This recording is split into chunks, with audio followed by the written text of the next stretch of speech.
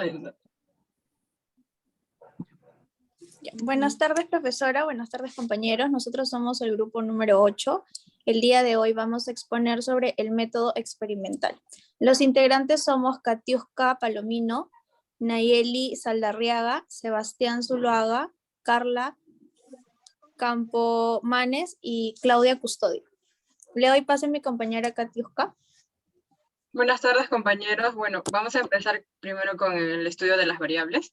Podemos definir una variable como cualquier atributo de los objetos, cosas o seres que sean medibles y cuyos valores varían, por ejemplo, entre el color, magnitud y peso. De acuerdo con la naturaleza de las variables, vamos a considerar entre la variable cualitativa y cuantitativa. La variable cualitativa es aquella compuesta de categorías o niveles que no pueden ser ordenadas con respecto a magnitud, por ejemplo, religión, profesión, estado civil o sexo. La variable cuantitativa es aquella que puede ser ordenada con respecto a la magnitud. Puede responder a las preguntas del tipo ¿cuánto? Por ejemplo, número de hijos, edad, número de ensayos de un experimento. Y las variables cuantitativas pueden ser, a su vez, continuas o discretas.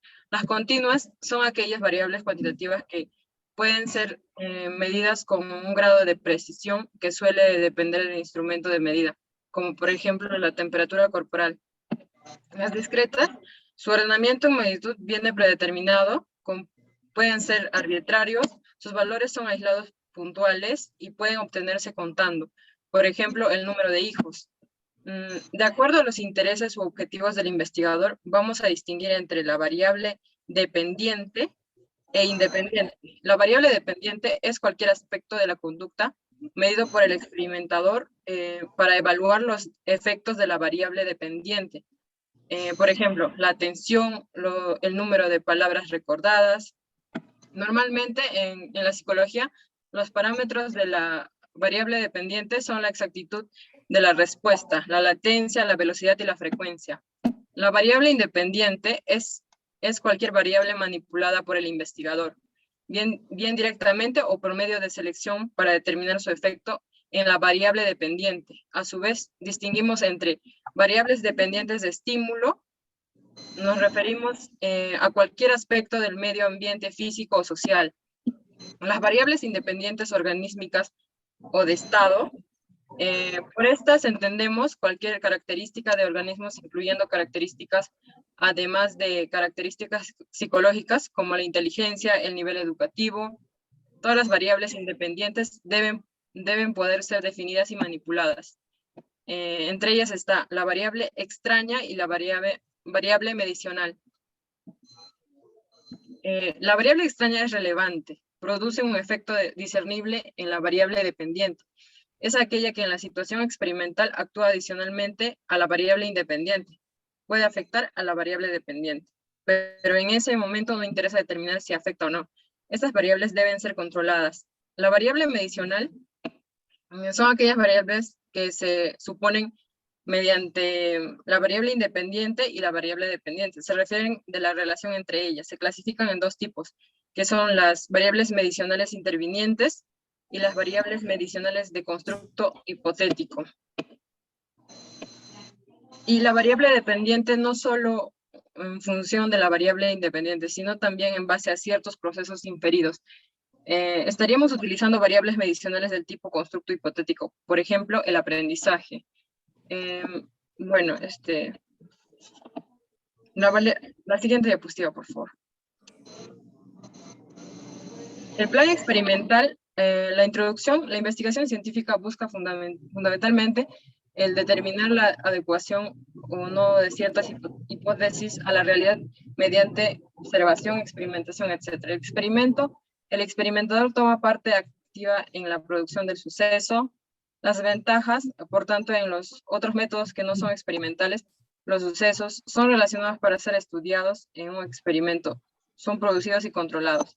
Las críticas a los experimentos en tales términos no es justificable, puesto que verdaderamente queremos saber cómo es el evento cuando no está influenciado por otras variables. Le cedo la palabra a mi compañera. Muy bien. Los tipos de experimentos. Tenemos dos. Tenemos los exploratorios y los confirmatorios. En los exploratorios son aquellos en los cuales se realizan en las primeras etapas de la investigación experimental, y los confirmatorios son aquellos que, como su mismo nombre lo dice, corroboran la hipótesis inicial. Las fases del plan del método experimental. Tenemos que seguir un determinado procedimiento para poder cumplir con el método experimental como tal. Para iniciar tenemos el planteamiento del problema, seguido del planteamiento de la hipótesis, la definición de la variable, control de las variables, elección de un diseño experimental, selección y asignación de los sujetos a los grupos, el procedimiento y recogida de datos, el tratamiento estadístico de los datos, la generalización, la predicción y por último la replicación. El control experimental. Como primer punto está el control de las variables. Es aquel en el cual el experimentador es capaz de manipular las variables en un esfuerzo por llegar a una conclusión firme. Equivale a la regulación de variables experimentales y se podría considerar dos tipos. Tenemos la independiente y la extraña.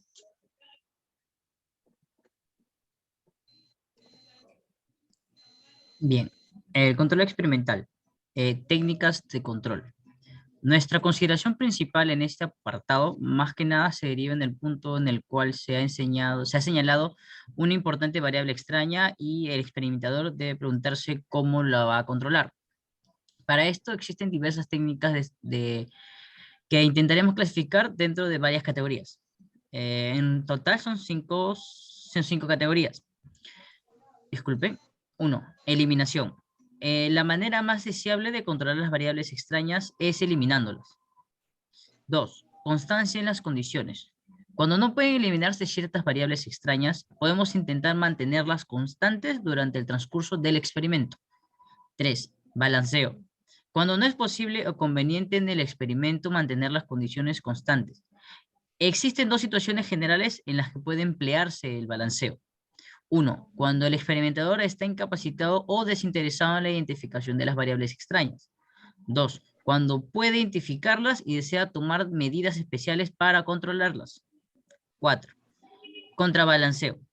Se emplea cuando se supone que el orden de la presentación de cualquier variable afecta el resultado sobre la VD. 5. Selección al azar. Esta técnica se emplea en dos situaciones generales. Una, cuando se sabe que ciertas variables ajenas operan en la situación experimental, pero no es factible la aplicación de ninguna de las técnicas de control mencionadas anteriormente. 2. Cuando suponemos que operan algunas variables ajenas, pero no podemos especificar cuáles, y por tanto no podemos recurrir a las otras técnicas. Le doy paso a mi compañera. El diseño experimental.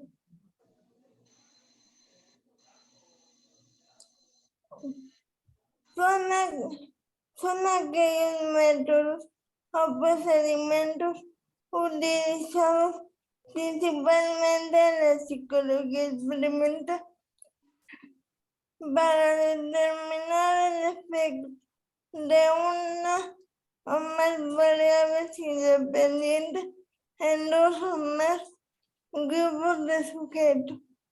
Para ello están los procedimientos para comprobar los resultados o reafirmar posibles hipótesis.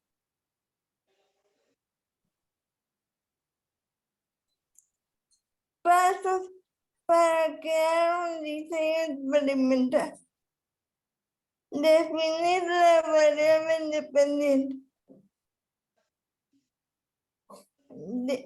Definir los sujetos sobre los que va a actuar la variable independiente.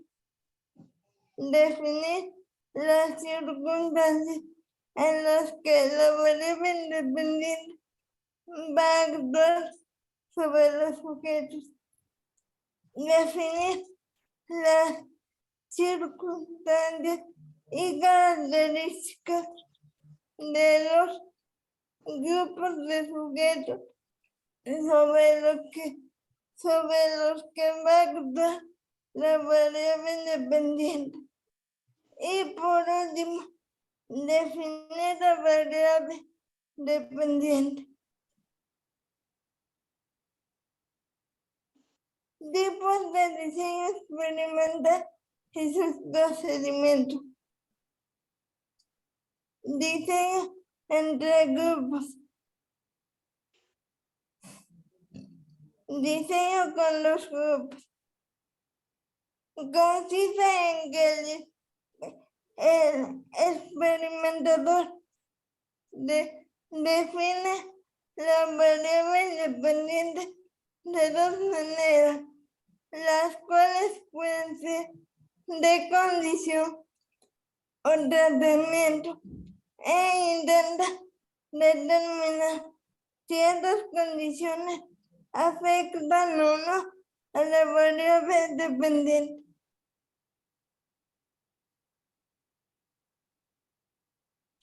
Procedimiento. Definir la profesión. Seleccionar una muestra de la profesión para estudiar.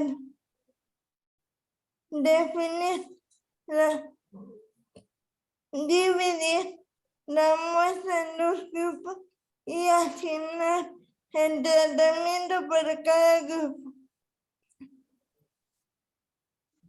Una vez que se hayan sometido los grupos a los distintos tratamientos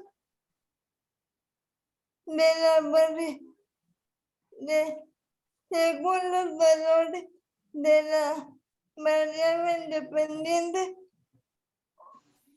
asegurarse de que no haya contaminación de variables extrañas. Para ello, se registrarán las calificaciones de los sujetos con respecto a la variable dependiente y luego se realizará un análisis estadístico. Si el análisis resulta bien, de acuerdo al análisis estadístico, quiere decir que los tratamientos han funcionado.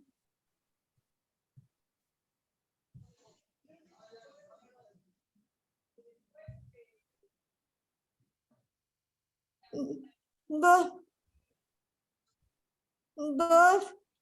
grupos apareados. Este diseño es una manera de ayudar a llevar las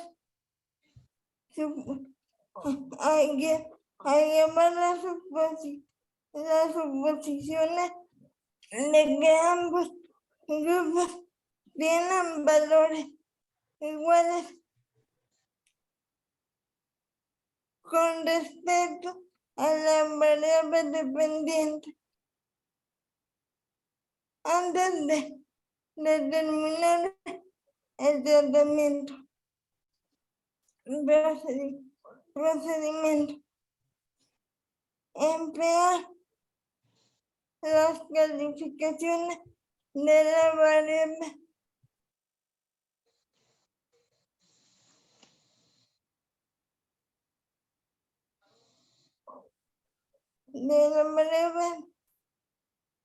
de apareamiento para asegurar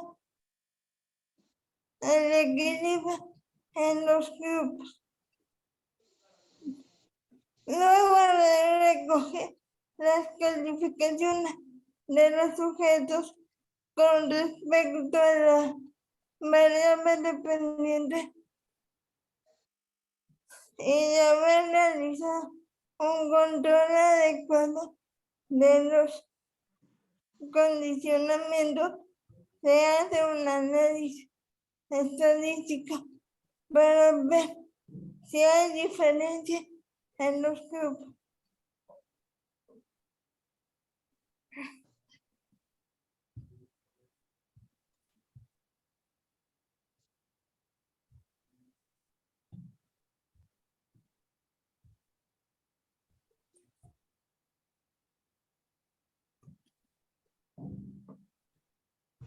Diseño con de los grupos.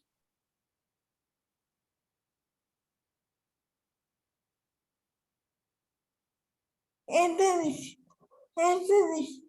diseño es para comprobar los distintos métodos que el experimentador tiene para lograr un determinado objetivo.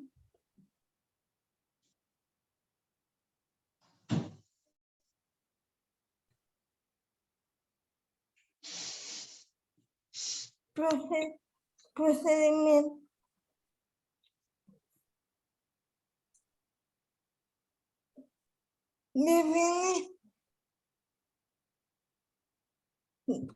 Definir la profesión sobre la que se va a estudiar y definir los tratamientos para cada uno de los grupos.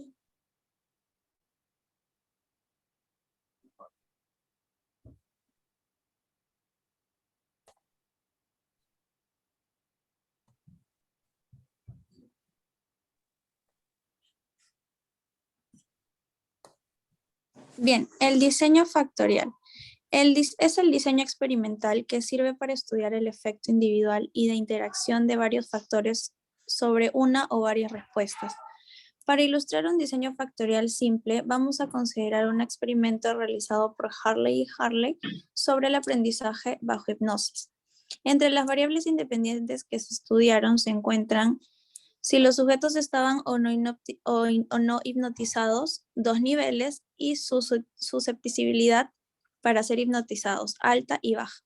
La variación de las dos variables independientes puede esquematizarse como en la siguiente imagen. Grado de hipnosis: hipnotizado, no hipnotizado, bajo, alto. En la tabla de arriba muestra que existen 4 condiciones posibles de los valores de las variables independientes. Cada combinación posible se representa por un cuadro o celdilla. 1 es hipnotizado y baja susceptibilidad. 2, sin hipnotizar y baja susceptibilidad. 3, hipnotizado y alta susceptibilidad. 4, sin hipnotizar y alta susceptibilidad. Con 4 condiciones experimentales, hay 4 grupos por considerar en el experimento. Más precisamente, una vez que los sujetos fueron sometidos a prueba para determinar su susceptibilidad hipnótica, se formaron 2 grupos, alta y baja susceptibilidad. Después, los de alta susceptibilidad fueron asignados al azar a las condiciones hipnóticas y no hipnóticas, y lo mismo se hizo con los que en la prueba resultaron ser de baja susceptibilidad. Un análisis estadístico de las calificaciones de las variables dependientes proporcionará la respuesta a las siguientes preguntas. ¿Influye sobre el aprendizaje estar hipnotizado? ¿Influye sobre el aprendizaje la susceptibilidad al ser hipnotizado? ¿Existe interacción entre el grado y susceptibilidad de hipnosis? Bien, ahora pasamos a lo que es el diseño intrasujetos. Que en el diseño intrasujetos comparamos las calificaciones entre grupos que han sido tratadas de distintas maneras. En el diseño intragrupos, los mismos sujetos son tratados de distinta manera en distintos momentos temporales y comparamos sus calificaciones como una función de los tratamientos experimentales diferentes. Un excelente ejemplo del empleo de un diseño intrasujetos es el experimento clásico sobre memoria realizado por Ebbinghaus en 1913. Este autor memorizó varias listas de sílabas sin sentido y después se sometió a una prueba de recuerdo en diferentes momentos. Una vez que el aprendizaje había sido terminado, tras esto calculó el porcentaje que era olvidado de cada lista después de varios periodos. Encontró que había olvidado alrededor del 47% de las sílabas de la lista 20 minutos después de haberlas aprendido. El 66% había sido olvidada un día después y el 72% al día siguiente. De este modo, tomando medidas repetidas de sí mismo, el autor fue capaz de representar la cantidad de olvido como una función del paso del tiempo. Para ver si existe cambio en las variables dependientes en función de los tratamientos, realizamos pruebas estadísticas adecuadas. Eso sería todo, gracias.